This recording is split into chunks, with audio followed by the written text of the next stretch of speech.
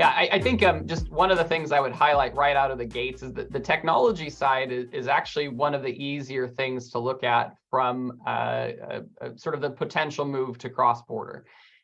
Technology platforms, especially in the e-commerce space, have really recognized that there's significant value in providing a multinational offering for merchants who are in the US or in North America and are considering moving across any border. And so that's been really sort of one of the nice things for my job, whereas some of the presenters have already touched on some of the different headaches that are out there.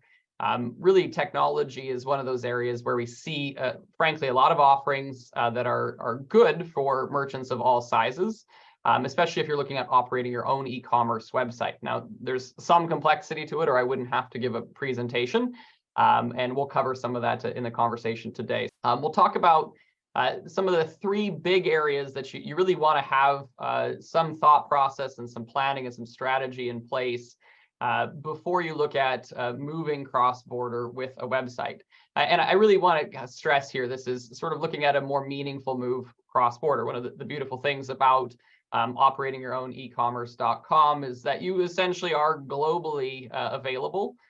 You just need to think through a couple of things if you want to be successful globally. And so when we're talking to merchants about moving internationally, and we're looking at going into the EU specifically, we talk about these three big buckets, and we talk about what their plans for each of them are and how they apply to some of the different countries there. A really useful asterisk that's been highlighted a couple of times here is sometimes we think about going to the EU or going to Europe as sort of a one size fits all. You can tackle it and do it all at once. And it is a very diverse market, as has already been stressed. And so we want to look at how you're going to localize your experience, not only just your content, but your experience on your website. We also want to make sure that that checkout experience is going to be really well optimized for whichever region or country you're targeting. Again, checkout is as close to sacred as you'll get inside of an ecommerce.com. Brands really do win or lose based on that checkout experience and how well adapted it is to a particular market. And then finally, logistics. If you get there, if you're successful with your marketing content, if you're successful in localization, if you're successful with checkout, logistics piece of it really can either make or break you. And so those are sort of the three areas that we'll focus on a little bit here before we start talking about specific platforms. So in terms of localization, again, we're not talking about simply translating content, although translation has become easier and easier and easier as time wears on. It's one of the great things about, again, technology that we have today. It's more accessible to get native speaker quality translations for a lot of different markets quickly, and with sort of unique optimizations for specific keywords and things like that, which we'll touch on in the second portion of my presentation here.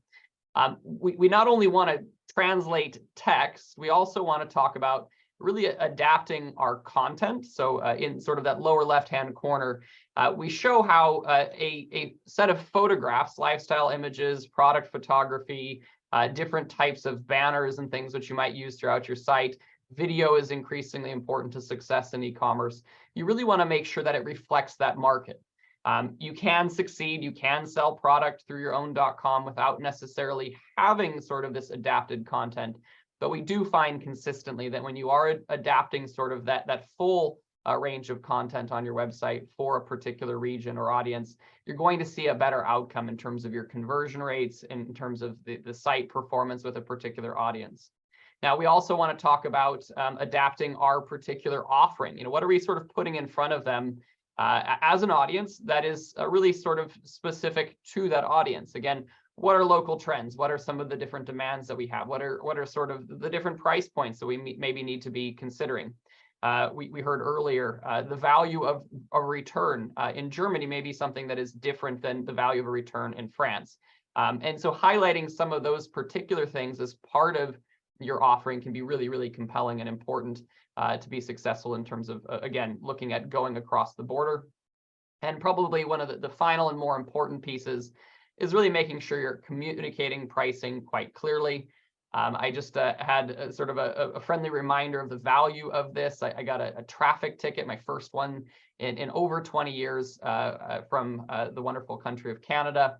And I was frankly confused as to whether I was paying in the Canadian dollar or the US dollar. Again, they don't care because I have to pay it one way or another.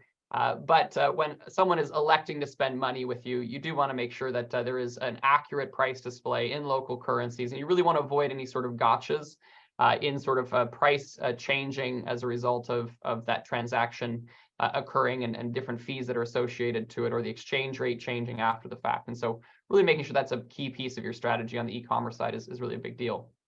So if we look at moving to our kind of that localized capture, we want to make sure that we not only are showing the price in a local currency, we want to make sure that we're actually capturing it. One of the things that we see a lot of brands come in with some concerns or some issues already in place is they've gone and published a price in a particular currency based on a auto pricing or auto exchange rate feature offered by their e-commerce platform, but they weren't actually set up to actually capture that payment at that amount in that local currency.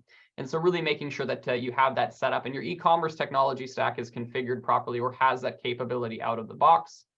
Again, some e-commerce platforms, either natively through their own built-in functionality or through partners, will also offer the ability to capture things like duties and taxes. Again, this can be a really pricey surprise for you. Something, again, has been touched on by multiple presenters today. These different regions, these different countries will have different local import taxes and duties that you're responsible for.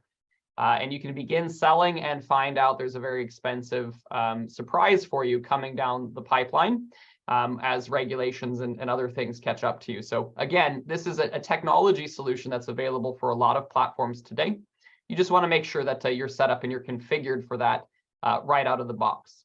And then lastly, for that localization feature in the checkout, another big one is that multiple payment methods. Again, people have different payment preferences based on their particular country, and different payment methods have sort of different associations for users in different countries. And so some things are deemed more or less secure, some things are deemed more preferable or less preferable. And so having a technology platform that will allow you to tailor that payment method to a particular audience is super, super critical.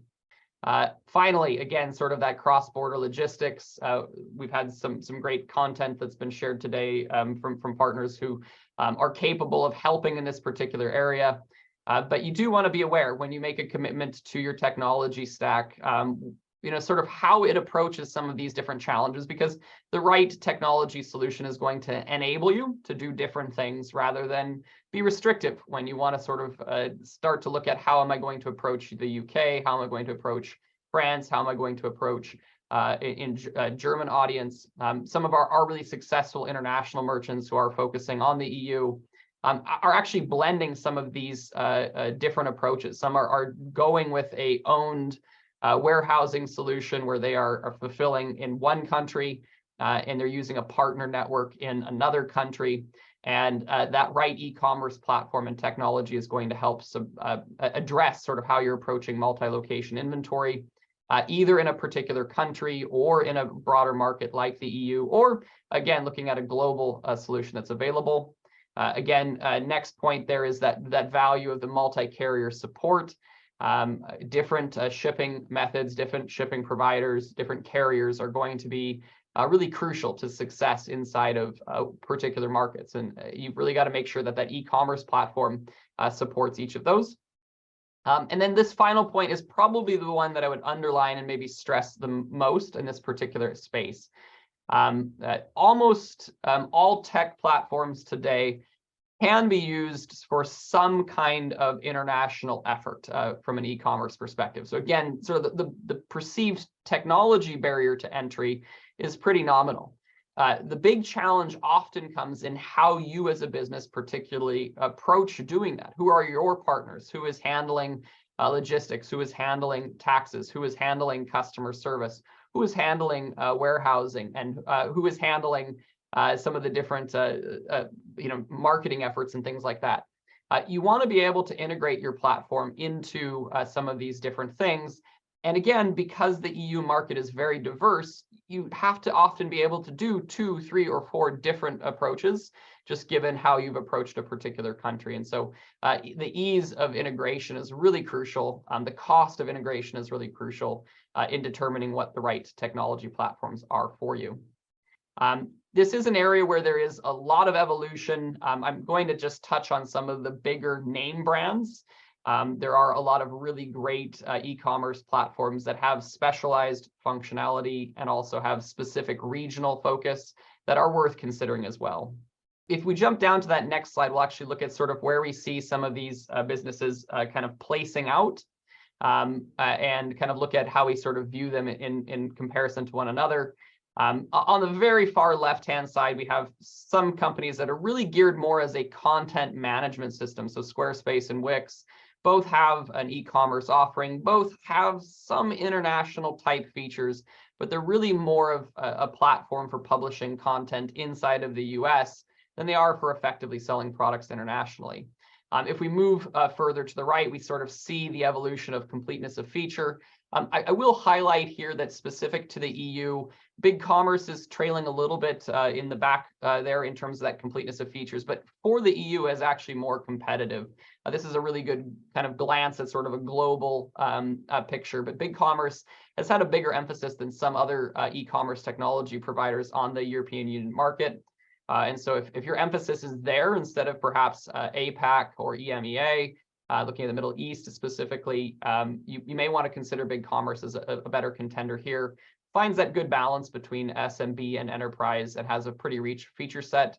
Salesforce Commerce Cloud, certainly, we heard earlier, is a leader in large enterprise e-commerce offerings, offers a solution that is relatively complete, and has some real key advantages. Many of you are familiar with Magento, which is now a part of the Adobe family of products. Again, really well known for its flexibility. As a e-commerce technology platform, has been moving up market to focus more on enterprise businesses, which has left some of the smaller businesses who use the earlier community edition of Magento sort of behind a bit. Shopify certainly is the name brand in the space. Shopify is really well regarded as a sort of an easy to use, marketing friendly platform. Really, though, has its strength in the United States and Canada, has put a lot of emphasis into the focus on Asia.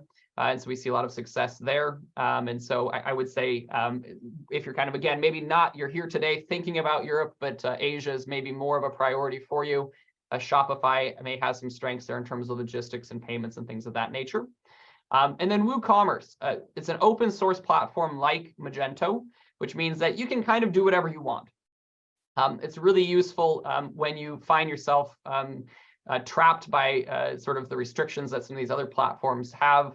But it is really useful to know open source and allowing you to do whatever you want can be a very dangerous proposition. It's sort of when I allow my 4-year-old to go outside and do whatever he wants, he usually comes back fairly messy and a little bit dinged up.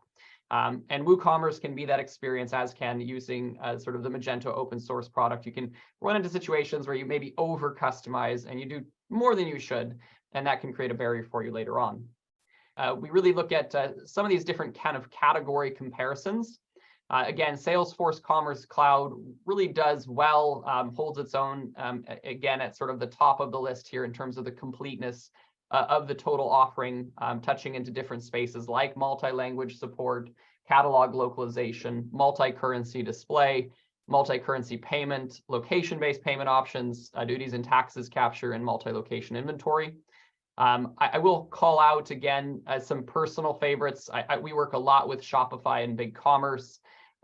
We hold top partner tiering with both of those particular platforms, and both have really invested a lot in offering a more robust and meaningful international approach. Down at the bottom, you'll see the key there for native support, partial support, or support through third-party solutions, and or not supported. And I would call out that, again, for most of these platforms, we've sort of highlighted as being a viable platform for going international or crossing a border. There's usually an option to sort of really complete a full, robust e-commerce experience for your own .com in any country. So it's very achievable. The things that I would highlight for you as a business, and you're sort of beginning to make this consideration, is really, frankly, I would start with budget. And then I would also look at sort of how you are planning on approaching key markets inside of the EU. If you're working with partners, you really do want to understand which e-commerce platforms they work with and support. If you're going to be very dependent on a Digital River or some of the other partners we've heard from today, you want to really understand who they integrate best to, which ones are going to create less of a friction for you.